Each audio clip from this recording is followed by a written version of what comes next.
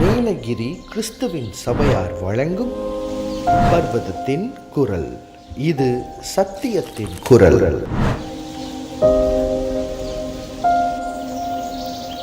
Nilgiris Church of Christ presents Voice of the Mount. This is the voice of the truth. எந்தன் கண்மலையானவரே, என்னை காக்கும் தேவநீரே. எந்தன் கண்மலையானவரே, என்னை காக்கும் தேவநீரே. வல்லமை மாட்சிமை நிறைந்தவரே, மகிமைக்கு பாத்திரரே. வல்லமை மாட்சிமை நிறைந்தவரே, மகிமைக்கு பாத்திரரே. ஆராதனை உமக்கே, ஆராதனை உமக்கே, ஆராதனை உமக்கே, ஆராதனை உமக்கே, ஆராதனை உமக்கே, ஆராதனை உமக்கே, ஆராதனை உமக்கே, ஆராதனை உமக்கே. பர்வதத்தின் குரல் தொலைக்காட்சி நேயர்களுக்கு ஆண்டவர் இயேசு கிறிஸ்துவின் வெளியேற பெற்ற நாமத்தில் வாழ்த்துக்கள். இன்றைய நாளில் நமது செய்தியாளர் நீலகிரி கிறிஸ்துவின் சபையினுடைய போதகர் சி பிரசாந்த் சாமுவேல் அவர்கள் தேவ செய்தி அளிக்கும்படியாயிருக்கிறார். அன்பு நேயர்களே, கர்த்தருடைய வார்த்தையை கவனமாய் கேளுங்கள், ஆவிக்குரிய வளர்ச்சியை பெறுங்கள். வாருங்கள், கர்த்தருடைய செய்தியை கேட்கலாம். சதுசேயர் பரிசேயரை நாம் பார்க்கும் பொழுது, அல்லது வேதபாரகரை நாம் பார்க்கும் பொழுது, அவங்க என்ன செஞ்சிருக்கிறாங்க? வேதபாரகரும் பரிசேயரும் 2ஆம் வசனத்தில் அவர்கள் மோசையினுடைய ஆசனத்தில் உட்கார்ந்து இருக்கிறார்கள்.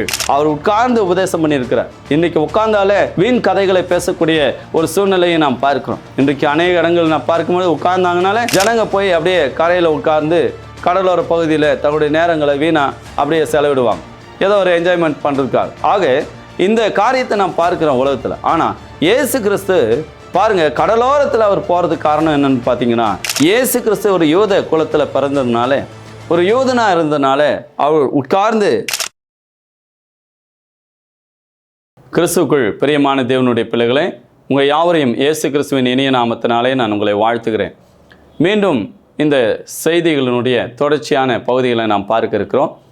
அதாவது இயேசுவினுடைய மலை பிரசங்கத்தினுடைய ஒரு தொடர்ச்சியான ஒரு செய்திகளை நாம் பார்க்க இருக்கிறோம். கடந்த நாட்களிலே எப்படி திரளான ஜனங்கள் இயேசுவினிடத்தில் வந்தார்கள் என்பதை நாம் பார்த்தோம்.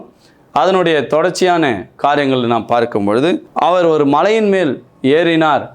ஏன் மலையின் மீது ஏறினார் என்ற ஒரு கேள்வியோடு தேவனுடைய செய்தியை நாம் அறிந்து கொண்டோம். இப்பொழுது நாம் பார்க்கும் பொழுது அவருடைய ஊழியத்தினுடைய, அதாவது அவருடைய போதனையினுடைய, அதாவது மலை பிரசங்கத்தினுடைய இன்னொரு விஷயம் என்னென்று பார்க்கும் பொழுது, அந்த மலையின் மீது ஏறின இயேசு கிறிஸ்து அவர் உட்கார்ந்தார் என்று நாம் பார்க்கிறோம்.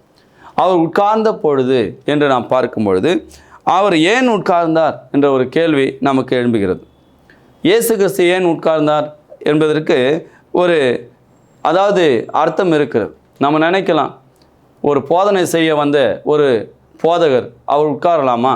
இன்றைக்கும் அநேக ஊழியக்காரர்கள் எழுந்து பிரசங்கிக்கும் பொழுது, அநேகர் எழுந்து போதிக்கும் பொழுது, இயேசு ஏன் அவர் உட்கார்ந்து போதனை செய்தார் என்ற ஒரு கேள்வி நமக்கு உண்டாகக்கூடியதாக இருக்கிறது. இதுக்கு பரிசுத்த வேதாகமத்தில் சில விஷயங்களை நாம் பார்க்கும்பொழுது, ஒரு யூதன் உட்கார்ந்து தான் என்ன செய்யணும்?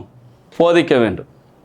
ஒரு யூத மார்க்கத்தில் இருக்கக்கூடியவங்க அவங்க உட்கார்ந்து தான் பிரசங்கிக்கணும், நின்று பிரசங்கிக்கக்கூடாது. உட்கார்ந்து பிரசங்கிப்பது தான் ஒரு கனமாக இருக்கும். அப்படி தான் ஒரு யூதர்கள் உட்கார்ந்து பிரசங்கிப்பார்கள். ஆக இயேசு கிறிஸ்து ஒரு யூத குலத்தில் பிறந்ததுனால, ஒரு யூதனாக இருந்ததுனால அவர் உட்கார்ந்து போதிக்க வேண்டிய ஒரு சூழ்நிலை அவருக்கு இருந்தது. ஆக இஸ்ரவேலினுடைய பாரம்பரியத்தில் உட்கார்ந்து போதிப்பது ஒரு முக்கியமான ஒரு காரியமாக இருந்தது. ஆகவே இயேசு கிறிஸ்து மலையின் மீது ஏறின உடனே அவர் உட்கார்ந்து பிரசங்கிக்க அவர் தொடங்கினார் என்று நாம் பார்க்கிறோம். மத்தேயு எழுதின சுவிசேஷம் 13ஆம் அதிகாரத்துக்கு நாம் கடந்து வரும்பொழுது வசனம் கவனிங்க. 1, 2, 3 வசனங்களை வாசிக்கும்பொழுது, இயேசு அன்றைய தினமே வீட்டிலிருந்து புறப்பட்டு போய் கடலோரத்திலே உட்கார்ந்தார் என்று நாம் பார்க்கிறோம். இயேசு கிறிஸ்து ஒரு நாள் என்ன செய்கிறாரு? வீட்டிலிருந்து புறப்பட்டு போய் கலிலேயா கடல் ஓரமாக போய் உட்கார்றார். இப்போது உலகத்தில் நிறைய பேர் போய் உட்காருவாங்க, அப்படியே போவாங்க, ட்ராவல் பண்ணுவாங்க, இல்லை நடந்து போவாங்க, அல்லது ஏதோ ஒரு காரியமாக வேகமாக ஓடுவாங்க, ஓடி போய் ஒரு இடத்துல உட்காருவாங்க. சிலர் ஓய்வெடுப்பதற்காக உட்காருவாங்க. அதே மாதிரி நீங்கள் சிலரை பார்த்தீங்கன்னா ஏதோ பொழுதுபோக்குறதுக்காக போய் உட்காருவாங்க. பொதுவாக நீங்கள் பார்த்தீங்கன்னா கடலோரத்தில் அநேக கடலோர பகுதியில் நீங்கள் மக்களை பார்க்கும்பொழுது பொழுதுபோக்குறதுக்காகவும் மாலை நேரத்தில் தங்களுடைய நேரங்களை அதாவது செலவழிப்பதற்காகவும் ஜனங்க போய் அப்படியே கரையில் உட்கார்ந்து கடலோர பகுதியில் தங்களுடைய நேரங்களை வீணாக அப்படியே செலவிடுவாங்க, ஏதோ ஒரு என்ஜாய்மெண்ட் பண்ணுறதுக்காக. ஆக இந்த காரியத்தை நான் பார்க்குறேன் உலகத்தில். ஆனால் இயேசு கிறிஸ்து பாருங்கள், கடலோரத்தில் அவர் போகிறதுக்கு காரணம் என்னென்னு பார்த்தீங்கன்னா, அவர் தம்முடைய போதனையை ஜனங்களுக்கு கொடுக்கும்படியாக அவர் போகக்கூடிய ஒரு காரணம் அல்லது அவர் போகக்கூடிய ஒரு விஷயம் என்னன்னு நீங்கள் பார்த்தீங்கன்னா, இயேசு கிறிஸ்து தம்முடைய வார்த்தையை பிதாவினுடைய சித்தத்தை நிறைவேற்றுவதற்காக போய் உட்கார்ந்தார் என்று நாம் பார்க்கிறோம். ஆக அவர் உட்கார்ந்தார் என்றாலே அவர் போதனை செய்யக்கூடிய ஒரு காரியம் அங்கே இருக்கிறது என்று அர்த்தம். ஆக இயேசு கிறிஸ்து அவர் போய் கடலோரத்திலே அவர் உட்கார்ந்தார். அப்போ உட்கார்ந்த உடனே 2வது வசனம் சொல்கிறது, திரளான ஜனங்கள் அவரிடத்தில் கூடி வந்தபடியால். ஆக திரளான ஜனங்க இயேசு உட்கார்ந்துருக்காருன்னு தெரிஞ்சதுமே அவர் பிரசங்கிக்க போகிறார் அல்லது போதனை செய்ய போகிறார், அவர் நமக்கு ஏதாவது சொல்ல போகிறார் என்பதை குறித்து அவர்கள் உணர்ந்து திரளான ஜனங்கள் இயேசுவிடத்தில் வந்துட்டாங்க. திரளான ஜனங்கள் அவர் கூடி வந்தபடியால் அவர் படவில் ஏறி உட்கார்ந்தார். இப்போது ஜனங்க கூடி வந்துட்டாங்க. இப்போ படவில் போய் ஏறி என்ன செய்தார்? இயேசு உட்கார்ந்தார் என்று நான் பார்க்கிறோம். ஆக ஜனங்கள் எல்லாரும் கரையில் நின்றார்கள். ஆக கரையில் நின்று கர்த்தருடைய வார்த்தையை ஜனங்க கேட்பதற்காக அவர் நின்று கொண்டிருந்தார்கள். இயேசு படவில் ஏறி உட்கார்ந்து அவர் உட்கார்ந்து பிரசங்கிக்கிறார், ஜனங்கள் நின்று கவனித்தார்கள் என்று நாம் பார்க்கிறோம். ஆக 3வது வசனத்தை பார்க்க அவர் அநேக விஷயங்களை ஓமைகளாக அவர்களுக்கு சொன்னார். கேளுங்கள், விதைக்கிறவன் ஒருவன் விதைக்க புறப்பட்டான் என்று சொல்லி தன்னுடைய ஓமைகளாலே தன்னுடைய போதனையை அந்த கடலோரத்தில் நின்ற ஜனங்களுக்கு, அதாவது படவிலே உட்கார்ந்து கொண்டு ஒரு யூதனாக இருந்தபடினாலே யூத முறையின்படி உட்கார்ந்து போதிக்க வேண்டும் என்கிறபடினாலே இயேசு அந்த இடத்துல உட்கார்ந்து பிரசங்கித்தார் என்று நாம் கவனிக்கிறோம். அடுத்ததாக நாம் பார்க்கும்பொழுது இயேசு கிறிஸ்துவினுடைய அடுத்த போதனை குறித்து நாம் பார்க்கும்பொழுது மத்தேயு எழுதின சுவிசேஷம் 24ஆம் அதிகாரம் 3வது வசனத்துக்கு நேராக நாம் போகும்போது, பின்பு அவர் ஒலிவ மலையின் மேல் உட்கார்ந்து இருக்கையில். இப்போ இயேசு கிறிஸ்து இதுக்கு முன்னால் நீங்கள் பார்த்தீங்கன்னா அவர் தேவாலயத்தை விட்டு புறப்பட்டு போகும்போது அவருடைய சீசர்கள் தேவாலயத்தில் கட்டடங்கள்லாம் அவர் காண்பிக்கிறாங்க. இதெல்லாம் பார்த்துட்டு அவர்த்தல் வந்தாங்க, காமிச்சிட்டே வந்தாங்க. இயேசு அவங்கள பார்த்து சொல்கிறாரு, இவெல்லாம் நீங்கள் பார்க்குறீங்களே, ஆச்சரியப்படுறீங்களே, இதெல்லாம் ஒரு நாளில் ஒரு கல் மேலே ஒரு கல் இராதபடிக்கு எல்லாம் இடிந்து போகும் என்று இயேசு அவருக்கு சொல்லி முடிச்சுட்டு, பின்பு அவர் என்ன செய்கிறாரு? இதுக்கு பின்னால் ஒரு ஒலிவ மலை எனக்கூடிய ஒரு மலையின் மேலே இயேசு போய் என்ன செய்கிறார்? உட்கார்ந்திருக்கிறார். ஆக அந்த ஒலிவ மரத்தினுடைய மலையின் மேலே அவர் உட்கார்ந்து இருக்கும்போது சீசர்கள் அவர்த்தில் வந்து தனித்து வந்து, இவைகள் எப்பொழுது சம்பவிக்கும்? இந்த நீங்கள் சொல்கிறீங்களே தேவாலயம் இடியுன்றீங்களே, கட்டணும் அதாவது 3 நாளில் இடிஞ்சிருன்றீங்களே, ஒரு கல் மேலே ஒரு கல் இல்லாமல் போய்டுன்றீங்களே, இதெல்லாம் எப்போ சம்பவிக்கும் என்று இயேசுவினிடத்தில் வந்து தம்முடைய சீசர்கள் இதனுடைய முடிவுகள் எப்பொழுது சம்பவிக்கும், இதனுடைய காரியம் எப்பொழுது நிறைவேறும் என்று சொல்லி இயேசுவினிடத்தில் கேள்வி கேட்க ஆரம்பித்தாங்க. உம்முடைய வருகைக்கும் உலகத்தின் முடிவுக்கும் அடையாளம் என்ன? இப்படியெல்லாம் கொஸ்டின் பண்ணிகிட்டே இருக்கிறாங்க அந்த மலையின் மேல்.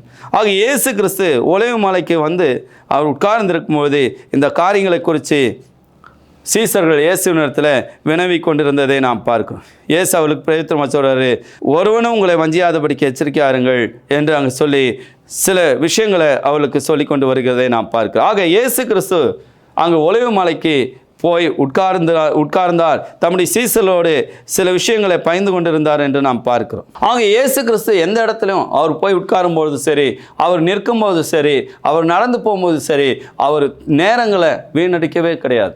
இயேசு கிறிஸ்து தம்முடைய ஊழியத்தை மாத்திரம் தன் மனதில் கவனத்தில் வைத்து கொண்டு பிதாவுடைய சித்தத்தை மாத்திரம் நிறைவேற்றி கொண்டு போனதை நாம் பார்க்கிறோம்.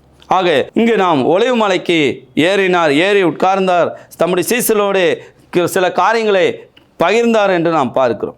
அடுத்ததாக நாம் பார்க்கும்பொழுது மத்தேயு எழுதின சுவிசேஷம் 26ஆம் அதிகாரம் 55வது வசனத்தை நாம் வாசிக்கும்போது, அந்த வேளையில் இயேசு ஜனங்களை நோக்கி, கல்லனை பிடிக்க புறப்படுகிறது போல நீங்கள் பட்டயங்களையும் தடிகளையும் எடுத்துக்கொண்டு என்னை பிடிக்க வந்தீர்கள். நான் தினந்தோறும் உங்கள் நடுவிலே உட்கார்ந்து தேவாலயத்தில் உபதேசம் பண்ணி கொண்டிருந்தேன். அப்பொழுது நீங்கள் என்னை பிடிக்கவில்லை என்று அங்கே இயேசு கிறிஸ்து ஒரு கேள்வி அங்கே எழுப்புகிறதை நாம் பார்க்கிறோம். ஆக நீங்கள் என்னை பிடிக்கவில்லையே என்று அவர்களை பார்த்து சொல்கிறதை நாம் பார்க்கிறோம். ஆக இயேசு கிறிஸ்து தேவாலயங்களில் உட்கார்ந்து உபதேசித்தார் என்பதை இந்த வசனத்து மூலமாக நாம் பார்க்கிறோம். பாருங்கள், நான் தினந்தோறும், அந்த வசனம் 55, நான் தினந்தோறும் உங்கள் நடுவில் உட்கார்ந்து. ஆக இயேசு கிறிஸ்து தினந்தோறும் உட்கார்ந்து ஒரு யூதனாக இருந்தபடினாலே அவர் உட்கார்ந்து தேவாலயத்தில் உபதேசம் பண்ணிட்டு இருந்திருக்கிறார். மற்றவர்களுக்கு போதனை செய்து கொண்டிருந்திருக்கார்.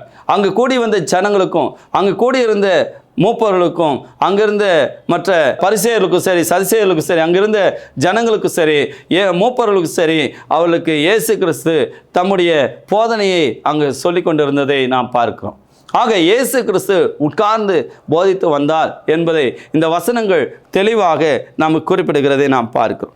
ஆக இயேசு கிறிஸ்து எங்கே போதனை செய்தாலும் அவர் உட்கார்ந்து, அதாவது அவர் உட்கார்ந்து அந்த போதனையை செய்ததாக நாம் கவனிக்கிறோம். ஆக உபதேசம் பண்ணி கொண்டிருந்தேனே, நான் உட்கார்ந்து உபதேசம் பண்ணி கொண்டிருந்தேனே என்று சொல்லி, தினந்தோறும் நான் உங்கள் நடுவில் இருந்தேனே என்று சொல்லி, உங்களுக்கு உட்கார்ந்து என்னுடைய உபதேசங்களை நான் கொடுத்து கொண்டு இருந்தேனே என்று சொல்லி இயேசு அந்த இடத்துல அவர்களை பார்த்து சொல்லுகிறதை நாம் பார்க்கிறோம். அடுத்ததாக மத்தேயு எழுதின சுவிசேஷம் 23ஆம் அதிகாரத்துக்கு நேராக நம்முடைய கவனத்தை திருப்பலாம். மத்தேயு எழுதின சுவிசேஷம் 23ஆம் அதிகாரம் வசனம் 2, 3 ஆகிய வசனங்களை நாம் வாசிக்கலாம். 1ஆம் வசனத்திலிருந்தே நாம் வாசிக்கலாம். பின்பு இயேசு ஜனங்களையும் தம்முடைய சீசர்களையும் பார்த்து சொல்றாரு, வேதபாரகரும் பரிசேயரும் மோசேயினுடைய ஆசனத்தில் உட்கார்ந்து இருக்கிறார்கள். ஆக வேதபாரகரும் பரிசேயரும் மோசேயினுடைய ஆசனத்தில் உட்கார்ந்து இருக்கிறார்கள். ஆகையால் நீங்கள் கை கொள்ளும்படி அவர்கள் உங்களுக்கு சொல்லுகிற யாவையும் கை கொண்டு செய்யுங்கள். அவர்களுடைய செய்கின்படியோ செய்யாதிருங்கள், ஏனெனில் அவர்கள் சொல்லுகிறார்கள், சொல்லியும் செய்யாதிருக்கிறார்கள். ஆக இங்கு நாம் பார்க்கிறோம், இயேசு உட்கார்ந்து பிரசங்கிப்பது சரியா தவறா அப்படின்னு நீங்கள் பார்த்தீங்கன்னா, இயேசு கிறிஸ்து அந்த இடத்துல ஒரு யூதனாக இருந்தபடினாலே உட்கார்ந்து தான் போதிக்கணும். இது சரியான ஒரு காரியம். அதனால் இயேசு கிறிஸ்து உட்கார்ந்து பிரசங்கித்திருக்கிறார். இதை நம்ம குற்றமாக சொல்ல முடியாது. ஆக இந்த இடத்துல சதிசேயர் பரிசேயரை நாம் பார்க்கும்பொழுது, அல்லது வேதபாரகரை நாம் பார்க்கும்பொழுது, அவங்க என்ன செஞ்சுருக்கிறாங்க? வேதபாரகரும் பரிசேயரும் 2ஆம் வசனத்தில் அவர்கள் மோசையினுடைய ஆசனத்தில் உட்கார்ந்து இருக்கிறார்கள். ஆக உட்கார்ந்து தான் அவங்க போதித்திருக்கிறாங்க. அதனால் இயேசு கிறிஸ்துவும் அங்கு உட்கார்ந்து போதித்தது அது தவறு கிடையாது, அது நியாயமான ஒரு விஷயம். அது அப்படி தான் உட்கார்ந்து நாம் பிரசங்கிக்க வேண்டும் என்பதை இந்த வசனத்தின் மூலமாக நாம் பார்க்கிறோம். ஆக கிறிஸ்துவுக்குள் பிரியமான தேவனுடைய பிள்ளைகளை, இயேசு கிறிஸ்துவினுடைய ஊழியத்தினுடைய ஒரு முறைகளும், இயேசு கிறிஸ்து ஊழியத்தில் காண்பித்த தியாகமான பணிகளும், ஒரு குற்றம் சொல்வதற்கு இடமில்லாதபடிக்கு அவர் சிறப்பான ஒரு ஊழியத்தை, சிறப்பான ஒரு போதனை முறைகளை இயேசு கிறிஸ்து கை கொண்டார் என்று நாம் பார்க்கிறோம். இயேசு கிறிஸ்து தம்முடைய ஊழியத்தின் பணிகளிலே அவர் உட்கார்ந்து பிரசங்கித்திருக்கிறார், உட்கார்ந்து ஜனங்களுக்கு உபதேசம் பண்ணியிருக்கிறார். அநேக உவமைகளை தம்முடைய சீசர்களுக்கும் மற்ற ஜனங்களுக்கும் அங்கு வெளிப்படுத்தியிருக்கிறார் என்று நாம் பார்க்கிறோம். ஆக இயேசு கிறிஸ்துவனுடைய ஒரு சிறந்த ஊழியத்தை இன்றைக்கு யாருமே செய்ய முடியாது. ஒரு எளிமையா, ஒரு உண்மையா, ஒரு பரிசுத்தமா, ஒரு தியாகமா யாருமே செய்ய முடியாது. அவர் நடந்தே ஊழியம் பண்ணியிருக்கிறார். அதே மாதிரி இன்றைக்கி பார்த்தீங்கன்னா அவர் உட்கார்ந்து உபதேசம் பண்ணியிருக்கிறார். இன்றைக்கி உட்கார்ந்தாலே வீண் கதைகளை பேசக்கூடிய ஒரு சூழ்நிலையை நாம் பார்க்கிறோம். இன்றைக்கு அநேக இடங்கள் நாம் பார்க்கும்போது உட்கார்ந்தாங்கனாலே அந்த இடத்துல அந்த நேரங்கள் வீணடிக்கப்படுவதை நாம் பார்க்கிறோம். உட்கார்ந்தார்கள் என்று சொன்னால் அந்த இடத்துல பார்க்கும்பொழுது தேவனுடைய வார்த்தை பேசுவதற்கு இல்லாதபடிக்கு உலக காரியங்களை பேசக்கூடியதாக இருக்கிறது. ஆக இயேசு கிறிஸ்து நாம் பார்க்கும்பொழுது அவருடைய போதனைகளை ஒன்றும் உலக காரியங்களை எதுவுமே கொண்டு வரல. அவர் ஒரு தூய்மையான உபதேசத்தை, உண்மையான உபதேசங்களை அவர் சொல்லி கொண்டு வந்ததை நாம் பார்க்கிறோம். ஆக இயேசு கிறிஸ்து தன்னுடைய போதனைகளை சரியாய் அவர் செய்திருக்கிறார் என்பதை நாம் பார்க்க முடியும். ஆனாலும் அப்படிப்பட்ட உண்மையும் நேர்மையுமாய் ஊழியம் செய்த, போதனை செய்த இயேசு கிறிஸ்துவை, உபதேசம் செய்த இயேசு கிறிஸ்துவை நிறைய பேர் குற்றம் சாட்டினாங்க. ஆனாலும் அவரை குற்றச்சாட்ட ஒன்றுமில்லாதபடிக்கு அவர் எல்லாவற்றிலும் அவர் வெற்றி சிறந்தார் என்று நாம் பார்க்கிறோம். கிறிஸ்துவுக்குள் பிரியமானவர்களே, இன்றைக்கு நீங்களும் நானும், நமக்கு இயேசு கிறிஸ்து ஒரு பெரிய ஒரு பாடமாக இருக்கிறார். அவர் எப்படி அழகாக உட்கார்ந்து கனமாக அந்த உபதேசங்களை பண்ணியிருக்கிறார் என்று நாம் கவனிக்கணும்.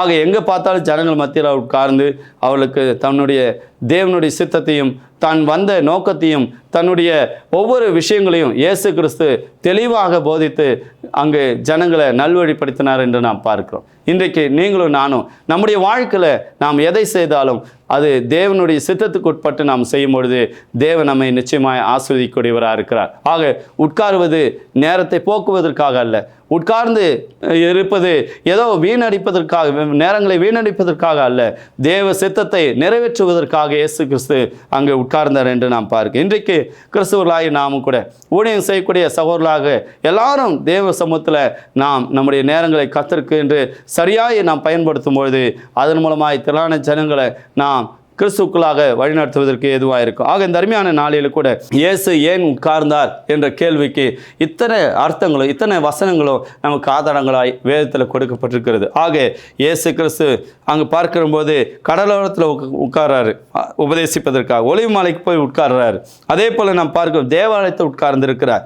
இயேசு ஒரு மலையின் மேலே போய் உட்கார்ந்தார். இதெல்லாம் நாம் பார்க்கும்போது ஒரு யூதனாக இருந்தபடினாலே அவர் உட்கார்ந்து பிரசங்கிக்கணுன்றதுக்காக அவர் உட்கார்ந்து பிரசங்கித்து தன்னுடைய தேவ சித்தத்தை நிறைவேற்றினதை நாம் பார்க்கிறோம். இன்றைக்கு நீங்களும் நானும் இதை புரிந்து கொண்டு தேவனுடைய குமாரனாகிய இயேசு கிறிஸ்துவனுடைய மலை பிரசங்கத்தில் அவர் ஏன் உட்கார்ந்து பிரசங்கித்தார், உட்கார்ந்து போதித்தார் என்பதற்கு சரியான கேள்விகளுக்கு சரியான பதிலை இந்த நாள் அறிந்து கொள்வதற்கு தேவன் நமக்கு கிருபை செய்தார். பொறுமையோடு கேட்ட உங்களை தாமே தேவன் அதிகமாக ஆஸ்வதிப்பாராக நான் செபித்து இந்த நாளுடைய செய்தியை நான் நிறைவு செய்கிறேன். எங்களை நேசிக்கிற நல்ல பிதாவே, இந்த நல்ல நாளுக்காய் நன்றி செலுத்துகிறோம் அப்பா. இந்த நாளிலே இந்த செய்தி கவனித்த பிள்ளைகளை ஆசீர்வதியும். இயேசு தன்னுடைய வாழ்க்கையில் அப்பா உம்முடைய சித்தத்தின்படியாக ஒரு சிறப்பான ஊழியத்தையும் போதனையும் அவர் செய்தார் என்று நாங்கள் பார்க்கிறோம். ஆக அப்படிப்பட்ட இயேசு கிறிஸ்துவை போல நாங்களும் உட்கார்ந்து நிதானமாக பக்குவமாக உடைய உபதேசங்களை போதிக்கவும் தியானிக்கவும் நீர் உதவி செய்யும். இந்த சத்தியத்தை கேட்ட மக்களை ஆசீர்வதியும். இந்த சத்தியத்தை எல்லா விதத்திலும் பிதாவை தங்களுடைய நேரங்களை ஒப்பு கொடுத்து கவனித்தவர்களை ஆசீர்வதியும், குடும்பங்களை ஆசீர்வதியும். தொடர்ந்து உடைய நீதியின் பாதை நடத்தும். பிதாவை இந்த ஊழியங்களை தொடர்ந்து சிறப்பாய் நடத்துவதற்கு எல்லா விதத்திலும் உடைய உதவியின் கரம் எங்களோடு கூட இருக்க முடியாது நாங்கள் செபிக்கிறோம். பாவக்குறையில் யாவற்றையும் மன்னி இயேசுவை நாமத்தை வேண்டுகிற நல்ல பிதாவே, ஆமேன், ஆமேன்.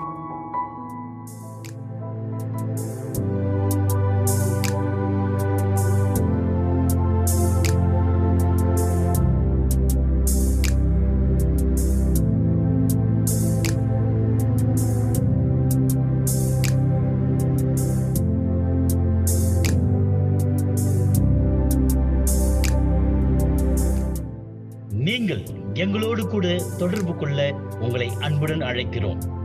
தொடர்பு கொள்ள வேண்டிய முகவரி: போதகர் C. Prashanth Samuel, Nilgiri church of Christ, mission hills, TDK road, Coonoor, Nilgiri மாவட்டம், தமிழ்நாடு.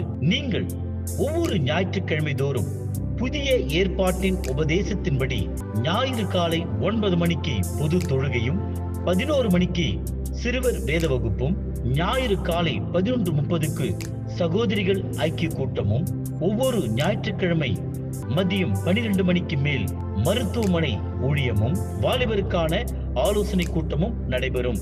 நீங்கள் எங்களோடு கூட தொடர்பு கொண்டு தேவனுடைய நாமத்தை மகிமைப்படுத்த அன்புடன் அழைக்கிறோம். கிறிஸ்துவின் சபையார் உங்களை வாழ்த்துகிறார்கள்.